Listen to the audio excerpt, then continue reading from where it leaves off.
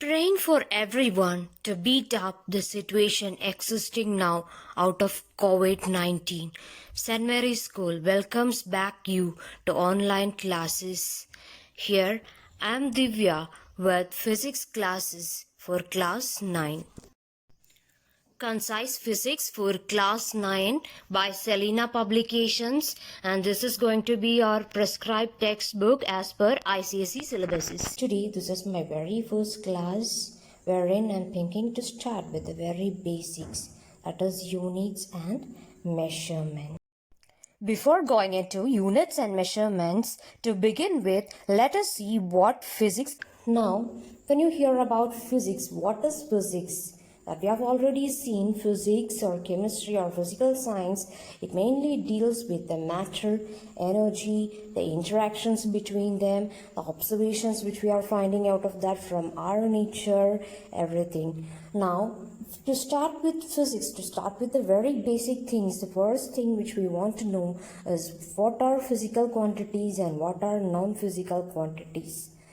So physical quantities means whatever you can measure, exactly whatever you can measure, you call it as physical quantities. Like you measure your length, you can measure your mass, you can measure time, everything, right?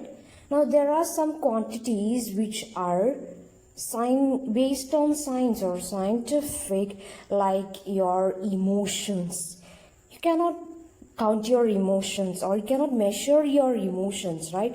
So such quantities which you cannot measure exactly, you call it as non-physical quantities.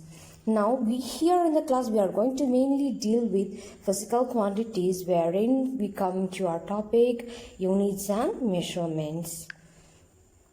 Now, what are physical quantities? We have already seen they are quantities which can be measured exactly. We call it as physical quantities. And now, usually physical quantities can be written by symbol, magnitude, followed by a unit. These are the three main things which we are going to represent or denote a physical quantity. Now, physical quantities, they are mainly of two types. Can be fundamental or basic or primary physical quantities, and can be a derived physical quantities. These are the two main branches of physical quantities or division of physical quantity. Let's see what is fundamental quantity. These physical quantities which are independent of each other, or they don't depend on any other things, fully independent, we call it as fundamental quantities. Now here in this table, if you could see, there are 7 main fundamental quantities given, namely length, mass, time, electric current, temperature, amount of substance, luminous intensity, right? So these are actually the 7 basic fundamental quantities we are having, right? Now, fundamental quantities means which do not depend on any other factors, and mainly we are having these 7 fundamental quantities with their units. Now, when you see here in the units, you may think that why it is given in meter or mass in kilogram, time in seconds, etc. And we are not going to measure only length in meter. Length you will measure in kilometer. You can measure in centimeter. Or mass you can measure it in grams, kilograms, ton, so many time, not only seconds. We used to measure it in minutes, in hours. So many other units are also there. So automatically the question comes to your mind, then why only one unit is being written here? So the answer to this question, we'll find it towards the end of this session. Now, next is your derived quantities. See, we have already seen what are fundamental quantities. So, as the name indicates, automatically derived quantities will be one which are derived from the basic 7 fundamental quantities. For example, see, you can see in the right side, volume, you are going to have the equation length into breadth into height. Length is measured in meter, breadth is measured in meter, height is measured in meter. So multiplying these three, you are getting a new unit for volume, that is meter cube.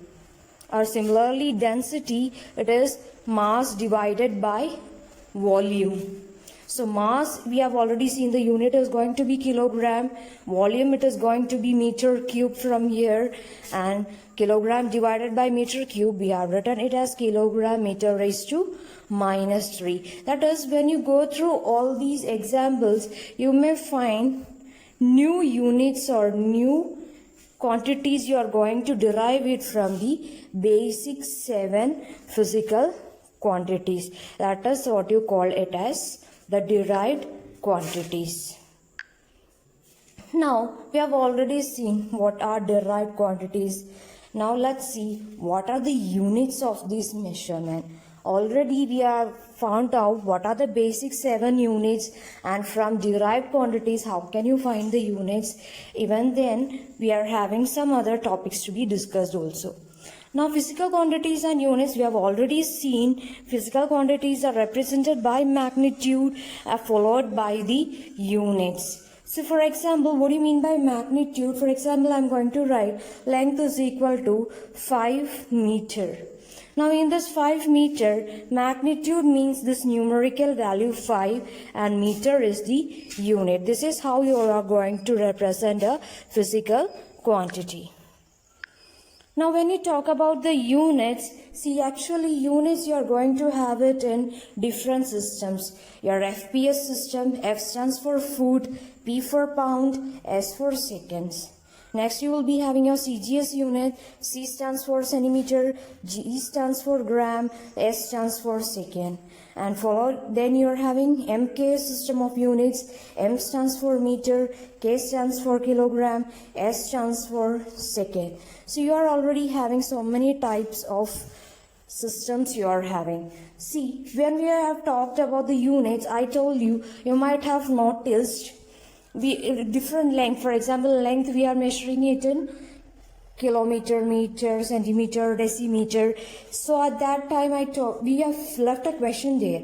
Why only one unit meter is written there as a standard table there?